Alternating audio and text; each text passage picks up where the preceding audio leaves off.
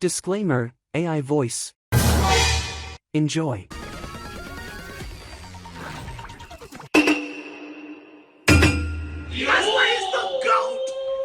10 pulls by the way. In this video, I'm gonna show you everything you need to know about Blade, ranging from his lore, kit, builds, team comps, and what he likes. By the end of this, you will become Blade himself. Before all that, we must farm for Blade's ascension material, which are obtainable from killing the new mommy boss, which is remodeled after the other caster mommy. To unlock her, we must embark on a journey of finding and kill the grand mommy of all mommies, while in the sidelines commit a couple of felonies along the way, such as said acts against women and animal abuse. But do not worry, in return we get a little something for all the Tingyan enjoyers.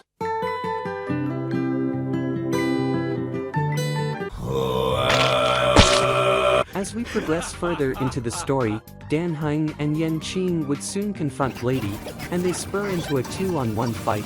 However, Dan Heng gets high-diffed and turns into a sexy godlike being, and then all of the sudden teams up with Bladey to gang up on a kid.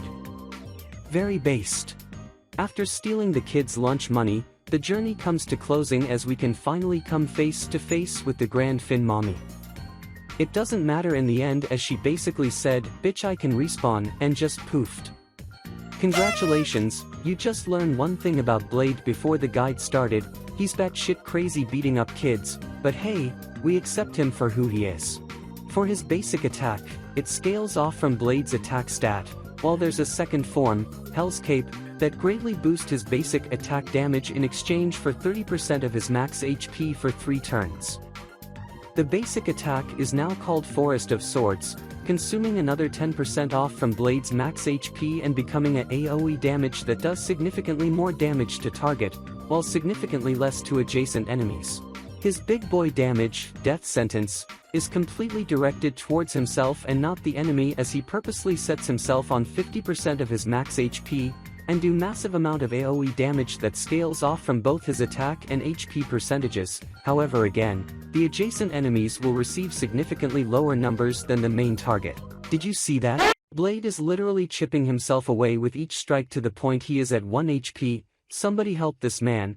It'll only take a small wind breeze to just send this man to his tombstone. Fret not, Blade has a solution. Whenever Blade gets attacked by enemies or consumes his HP, which he does so when attacking or using his ultimate ability or skill, he gets 1 stack per interaction. Once hitting up to 5 stacks, Blade will automatically do a AoE follow-up attack that scales on both his attack and HP, while also restoring 25% of his max HP. This will then reset his stacks to 0. Time for some bonuses. Never-ending deaths. If Blade hits a weakness-broken enemy after using his basic attack, he will restore HP 5% of his max HP plus flat 100 HP. Vita Infinita Pita. When Blade's HP is 50% or lower, he increases his healing by 20%. These 2 bonus abilities are very great to manage to his HP and survivability. Then there's the third skill, which my broadcast didn't make him level 84, Cyclone of Destruction, greatly boost his talent follow-up attack by 20%. Overall, solid kit that slaps a band-aid from his HP hitting 0. The best thing about Blade is how his HP will always be fixed at 1 and could never accidentally cease his own existence. This can make a very good Bronya loop, which introduces my next point, that Bronya X Blade is the better ship than Blade X Honkai. But hey, even though this guide is low-key kinda scuffed, I am not gonna stray away from making one to talking about some fanfic. Now to Relics. For Relics, it's ideal for you to start farming the new patch 1.2 relic domain for the Longvius disciple, the Dicus Bicus, which increases Bladey's HP percent by 12, and the 4-piece grants him 8% crit rate whenever he is hit or has his HP consumed for 2 turns for 2 stacks. However, if you decided to cheap out farming or ran out of luck for good relic pieces, Eagle of Twilight line 4-piece can do just fine, as it increases your overall wind damage by 10%. Although the action forward isn't all that great compared to the 16% crit value, Bladey can still potentially net himself 3 stacks in both enemy and player phase. In my case, I have poor luck completing my 4-piece longest Dicus, so I resorted to using 2-2 for the increase in wind damage and HP percent, which is very optimal and worked just fine. For ornaments, it is recommended you go for Inert Salsato or Redolent Arena, as both increases Blade's crit rate by 8% and increases his ultimate and talent damage, or increases his basic and skill damage. The third best option can be Fleet of the Ageless. Although this artifact is supposed to be on supports such as Bronya, it can be used as a cheap option to net some HP %, and the attack buff support to all allies can be a good bonus. Overall, your relic main stats should be crit damage and speed, and your ornaments should be wind damage and health %. For substats, you should prioritize getting both HP % and crit damage, then follow by speed or crit rate. His ornament set plus his crit stats that are obtainable through trace, so you don't have to fish for crit rate rolls that much. For traces, if you manage to pull or thinking about pulling for the unreachable side, it's a solid trace that offers Bladey 18% more crit rate and 18% more of his accumulated max HP. Whenever he gets attacked or consumes HP, he grants a overall 24% damage. I highly recommend this if you are starving for crit rate. The optimal and cheap option, Secret Vow, grants Bladey 20% more overall damage and additionally another 20% if enemies' HP are current or higher than Bladey's current HP. Would also highly recommend this as it's very easy to superimpose, but as you can see here, I am very broke and poor. However, another trace that is very easy to superimpose, On the Fall of an Aeon, obtainable through Herta's store, grants 8% attack per stack up to 4 times, and whenever Weakness Break grants overall damage dealt by 12% for 2 turns.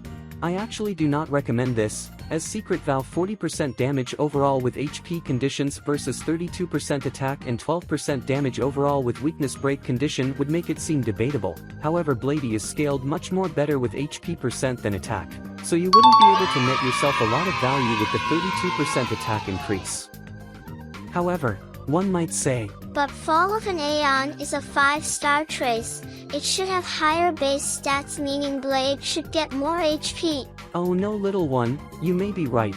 Fall of an Aeon carries base stats of a 5-star wood for both defense and attack, however are met with the same HP stat as Secret Vow, which slightly favors Secret Vow being better for Bladey. For Eidolons, I will quickly skim over this as this is literally just whale material, but hey, to all those 5 Bladey die-hard fans out there, time to eliminate every single enemy in the game before the battle even starts. Blade's ultimate deal additionally increased damage to a single enemy target, with the increased amount equal to 150% of the tally of Blade's HP loss in the current battle.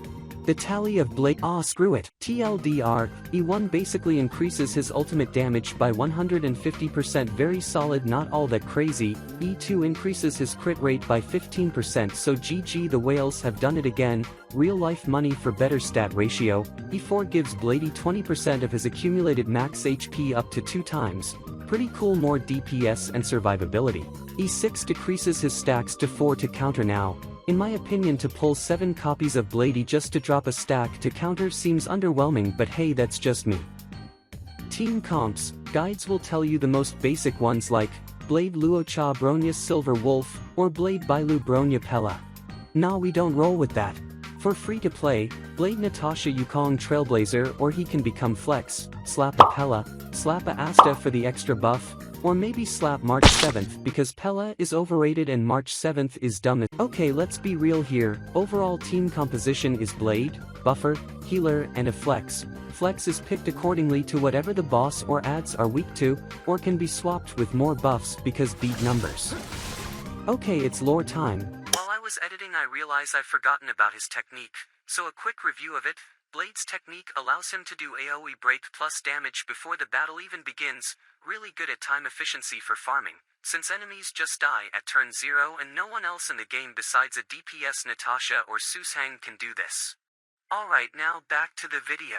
For what we can tell already from reading his skills, Eidolons, and even the new 1.2 patch questline, Bladey is a very troubled, edgy man that cannot shut up about death and wants everyone to die.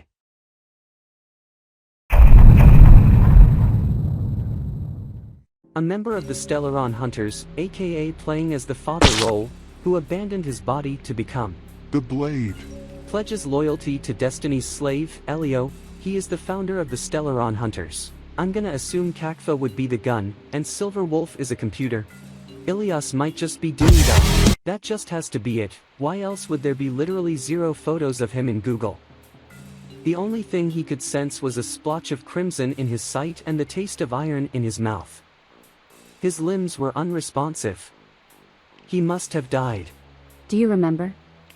He opened his mouth, lost, his voice as coarse as a savage beast's. The sound from his throat stopped abruptly as the cold, hard object penetrated his torso. Again and again, this repeated for thousands of times. How marvelous! When his muscle fibers tore open, he could hear the tiny sounds of tendons bridging and reconnecting. How marvelous! The monster in his body was being nourished, but he would let it grow into a massive beast. How marvelous! He had already lost all will to life, but his body regenerated without any consideration for his preferences. How marvelous! Before the sword pierced his body once more, he grabbed it with his bare hands and slowly stood up. Do you remember now? He met the woman's blood-red eyes, his mind still empty. He was ran through by the sword once again. Remember the feeling of death, and bring it to them. Crimson resurfaced in his vision. He stared at the sword that killed him. The blade was broken in half and lying on the ground. Rise, and let me kill you once more. Yes, that person is no other than Jinglu, the upcoming 5-star predicted to be arriving at patch 1.4, the teacher of both Jingyuan and surprisingly Blady, but assuming this is after the tragedy of Jinglu being Maristruck, she repeatedly quote-unquote, trained Blady on Swordman's ship by killing him over and over for 1,000 times. Or maybe I am wrong and this is just her way of being sadistic.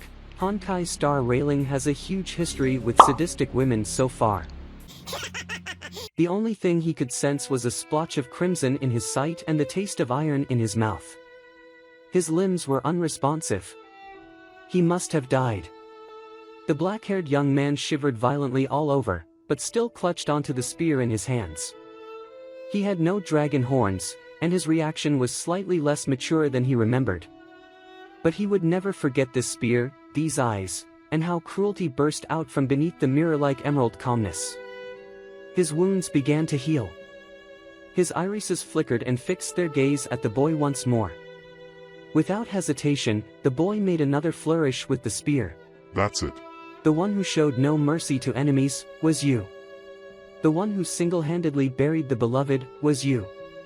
The one who almost led the place called home to its destruction, was also you. He fell down again. The teen pressed his hand against his own wounds and retreated, until he was no longer in the man's sight. Before I witness your death in person, we will meet again, blank. The person in talk here, is Dan Hung, or known as Inhibitor Luni, with, allegedly cursed Blady into becoming what he is right now, the curse of immortality. This would then turn into a cat and mouse chase, whereas Dan Hung has zero recollection of his past except feeling the need of leaving his home by boarding the express. Meanwhile Blady is actively hunting him down. This isn't the first time he's seen this man. This man had become his own inseparable shadow. No matter how many times he runs this man through with his spear, the man always comes back. He can neither lose to this man, nor truly win. Though he wants to run away, there is nowhere to run. Major fracture. The only thing he could sense was a splotch of crimson in his sight and the taste of iron in his mouth. His limbs were unresponsive. He must have died. The monster swallowed him again, but this time, his enemy is not another person. The imposing armor stayed quiet. He was grappled and imprisoned within those pair of arms. The speaker was the woman with sunglasses. Listen, I can always kill you again, otherwise I can't bring you back. Her voice was very gentle, and even the monster inside his body stayed silent to listen to her. But I don't want to. The woman leaned down and whispered in his ear. It was a deal he couldn't refuse. What do you people want? Is there anything more satisfying than seeing how the Undying die? That's what he said. The giant armor loosened its arms. Destiny was ahead, and he will be leaving with them. Listen, Blady, loosen up. Listen, don't think about anything at all. He nodded. The woman walked to his side, smiling. Yet he thought her smile looked very sad. Maybe someone left her before they could listen to everything she had to say, he thought. So the story is starting to sound like an anime-type material. Lady dies again, but this time chained up to meet a sunglasses-wearing sassy lady, Kafka, who then offers him to join the Stellaron Hunters because Ilias is in particular interested in him. Throughout this entire conversation, both of them notices they're both broken inside. Maybe that person that left her is someone correlated to us. He usually does what I tell him. You know, most of the time, Blady's a nice, quiet boy. Totally. Quick rundown of what happens in Chapter 4. Blady was a blacksmith that forged the weapons, Devastator Glaive, now wielded by Jing Yuan, Cloud Piercer, now wielded by Dan Heng, which ironically that is what cursed Blady, Recurve Bow, wielded by a unknown Foxian lady, and Shard Sword which is now wielded by Blady by becoming one with it. Congratulations, I think you are now ready more than enough to become Blade, now go out there and do a lot of wind damage. Oh, I almost forgot, he likes metal.